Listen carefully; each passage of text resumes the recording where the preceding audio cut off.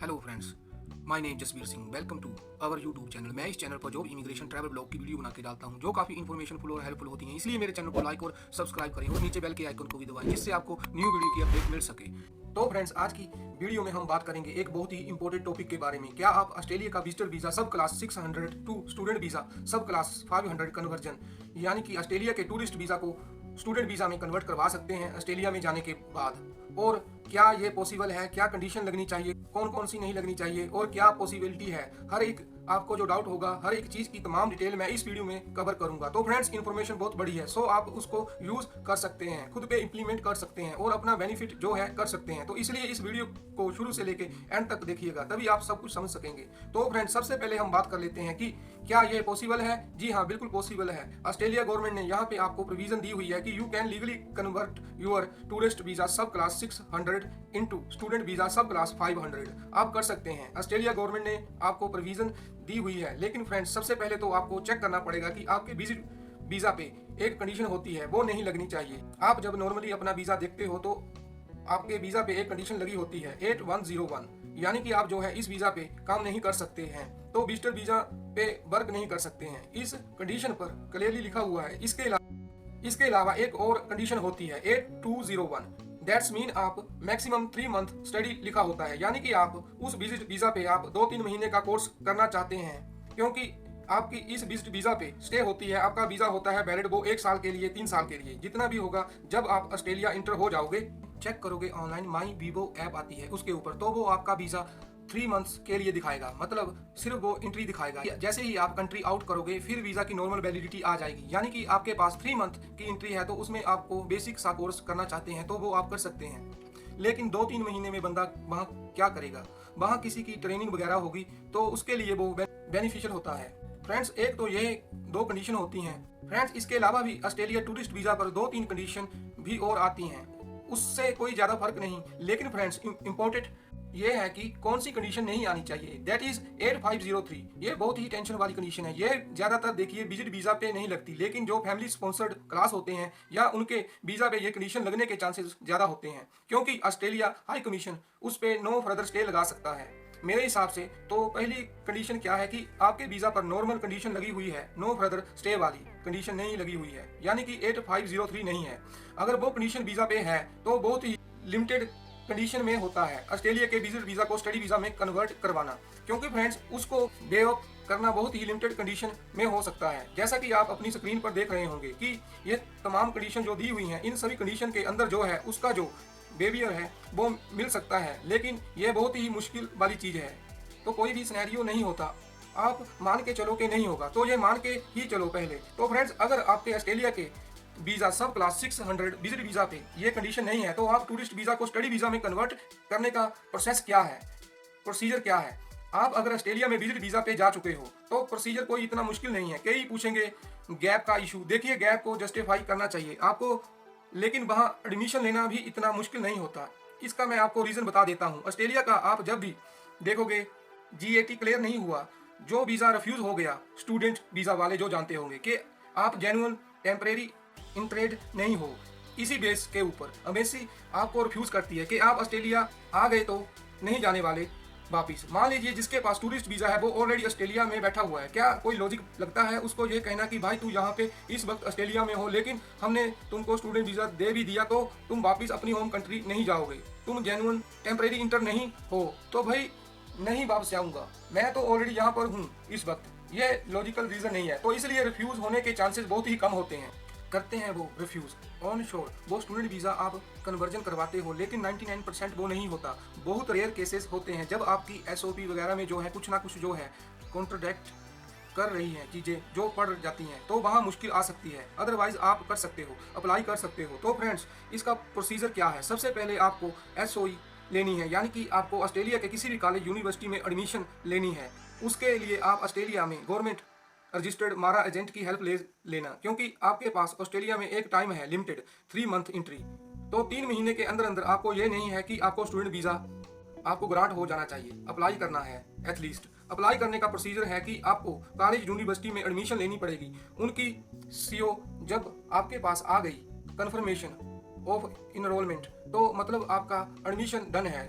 जो फॉर्मेलिटी करनी है कॉलेज यूनिवर्सिटी ने कर लेनी है। उसके बाद उसके बिहाफ के ऊपर आप अपनी फाइल लॉन्च कर सकते हैं। अब कईयों के माइंड में क्वेश्चन होगा कि पीटीए चाहिए, आईलेट्स चाहिए। ये डिपेंड करता है, आप कर लोगे पीटीए तो बहुत अच्छा, ऑप्शन ज़्यादा मिल जाते हैं। नहीं तो कॉलेज यूनिवर्सिटी कुछ इंटरनल एग्जाम होते हैं, उसके बिहाफ पे भी आपको वो एडमिशन दे देते हैं। ज़्यादा गैप वालों को भी एडमिशन दे सकते हैं, वो दे भी देते हैं, क्योंकि उनको पता है कि जो बंदा जहाँ पे आया हुआ है उसका वीज़ा मिलने के चांसेस ज़्यादा हैं, यानी कि उनकी कन्फर्म वाली एडमिशन है। तो कन्फर्म वाली एडमिशन वीज़ा कन्फर्म वाला ऑलमोस्ट होता है 100%, तो वो इसको छोड़ना नहीं चाहते। तो कई बार थोड़ी सी यूनिवर्सिटी लीनेट चलती हैं इस एंगल में कि आपको गैप वगैरह जो देखेंगे वो आपको एडमिशन दे देते हैं। एसओई आपके पास आ चुकी है, अब बारी आती है फाइल को लॉन्च करने की। फ्रेंड्स, आपने सब क्लास 500 की फाइल ऑनलाइन जब लॉन्च करनी है ना, तो उसका रिजल्ट अब टाइम ले सकता है। तो एम्बेसी की तरफ से क्या होता है, जैसे ही आप लॉन्च करते हो आपको एक वीज़ा ग्रांट हो जाता है, ब्रीजिंग ए वीज़ा। ब्रीजिंग ए वीज़ा का क्या होता है, आपने एक वीज़ा कैटेगरी से दूसरी वीज़ा कैटेगरी में जाना है, लेकिन दूसरे वीज़ा का भी रिजल्ट आने में भी टाइम लग सकता है। वो ऐसा नहीं कि एक दिन में आ जाएगा, कईयों के जल्दी भी आ जाते हैं। तो आप अब बैठे हो उस कंट्री में, तो अगर 3 महीने तक आपका रिजल्ट नहीं आया तो फिर आपका स्टेटस अनलीगल हो जाएगा। तो उसी को बेनिफिट देने के लिए, आपको या एप्लीकेंट को बेनिफिट देने के लिए ऑस्ट्रेलिया हाई कमीशन ने ब्रीजिंग वीज़ा की फैसिलिटी दे दी कि भाई तेरे अगले वीज़ा के रिजल्ट को चाहे लगे 6 महीने चाहे लगे वो साल, वो हमारी सिरदर्दी है। ये रहा तेरे पास वीज़ा, तेरी कंडीशन विजिट वीज़ा की ही रहेगी जो पुरानी वाली थी।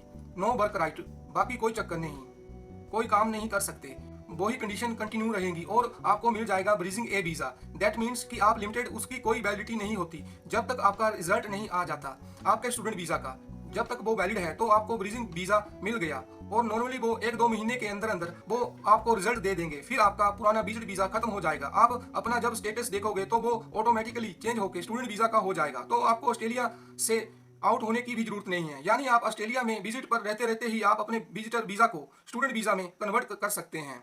लेकिन फ्रेंड्स, आपको कुछ चीज़ों का ध्यान रखना है। अब बहुत से बंदे होंगे वो सोचेंगे कि ऑस्ट्रेलिया का विजिटर वीज़ा आ चुका है, पैकिंग शुरू करेंगे, अपने सारे एजुकेशन के डॉक्यूमेंट्स वगैरह रख लेंगे, ये वो सब कुछ रख लेंगे, और जब ऑस्ट्रेलिया इमिग्रेशन एयरपोर्ट पर चेक कर लिया तो एंट्री वहाँ मिलनी क्या, और आपका विजिटर पर वहाँ जाना गया, और स्टडी भी क्या करना।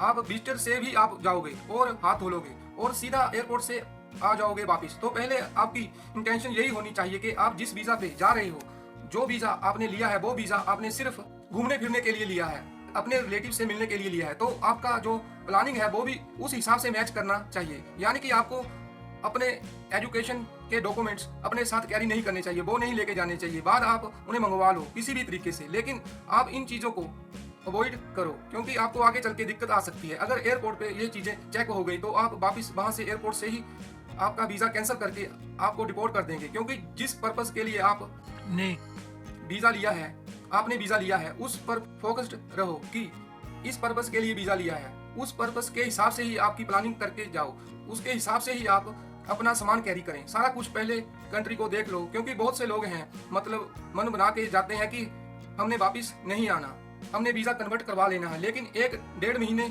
के बाद कईयों का मन नहीं लगता वहाँ पे और वो वापस आ जाते हैं बिना आगे फर्दर प्रोसेस किए या कंटिन्यू। तो पहले ऑस्ट्रेलिया आओ, थोड़ा सा कंट्री को देख लो। अगर आप पहले कभी नहीं आए तो थोड़ा आके देखो कि आप वहाँ पे भी रह सकते हैं, सिस्टम को थोड़ा सा समझो, फिर आप डिसीजन ले सकते हो। इतना भी मुश्किल नहीं है, आपको सीओ मिलनी चाहिए और इसमें कोई ज़्यादा दिक्कत नहीं आती। और उसके बाद आप एडमिशन डाल के सीओई लेके अपने वीज़ा की एप्लीकेशन डालनी है। बस वीज़ा आए ना आए वो बात की बात है, लेकिन एप्लीकेशन डाल के आपका स्टेटस जो है वो कंटिन्यू रहेगा लीगली, और वर्क राइट वगैरह की दिक्कत आएगी। तो ऐसा नहीं कि आप फिर सीधा काम करना शुरू हो जाओगे, पहले वीज़ा के रिजल्ट का वेट कर लो जब आपको लीगली अलाउ होगा। फ्रेंड्स, इसके अलावा और इन्फॉर्मेशन आप अपने जो ऑस्ट्रेलिया में कंसल्टेंट हायर करते हो तो आप मारा एजेंट से एडवाइस जरूर लेना। ये Australia government registered Australian lawyer होते हैं, उनकी एडवाइस लेके चलना। बाकी आपके किसी के भी केस के में आपकी फाइल में कोई गलती ना रह जाए जिसकी वजह से आपका वीज़ा रिजेक्ट होने का कोई चांस ना रह जाए। तो फ्रेंड्स, आई होप मेरे जिन व्यूवर ने मुझे कमेंट बॉक्स में क्वेश्चन किया था उसका आंसर आपको मिल गया होगा कि आप ऑस्ट्रेलिया के विजिटर वीज़ा को स्टूडेंट वीज़ा में कन्वर्ट करवा सकते हैं। यस, करवा सकते हैं अगर 8503 कंडीशन आपके विजिटर वीज़ा पे नहीं लगेगी, यानी कि नो फर्दर स्टे से आप बचे हो तो करवा सकते हो।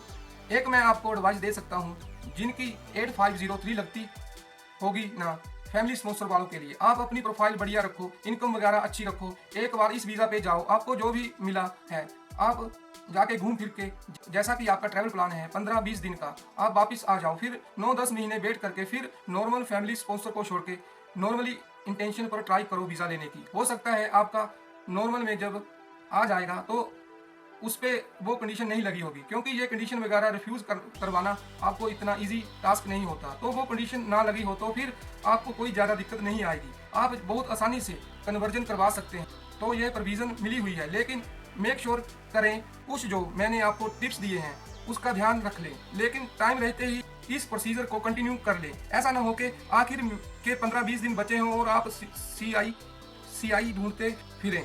तो मेरा मतलब 15-20 दिन में डिसाइड करके उस हिसाब से कंसल्टेंट हायर करके अपना जो टूरिस्ट वीज़ा से स्टूडेंट वीज़ा में कन्वर्ट करवाने का काम है वो कर सकते हैं। तो फ्रेंड्स, आज की इस वीडियो में मैंने आपको ऑस्ट्रेलिया के टूरिस्ट वीज़ा को स्टडी वीज़ा में कन्वर्ट करवाने की तमाम डिटेल आपके साथ शेयर कर दी है। आई होप ये इन्फॉर्मेशन आपके लिए हेल्पफुल साबित हुई होगी। अगर ये वीडियो आपको अच्छी लगी है तो इसको लाइक और अपने फ्रेंड्स के साथ शेयर करें। Thank you. तो मिलते हैं एक और नई इंटरेस्टिंग वीडियो के साथ, तब तक के लिए।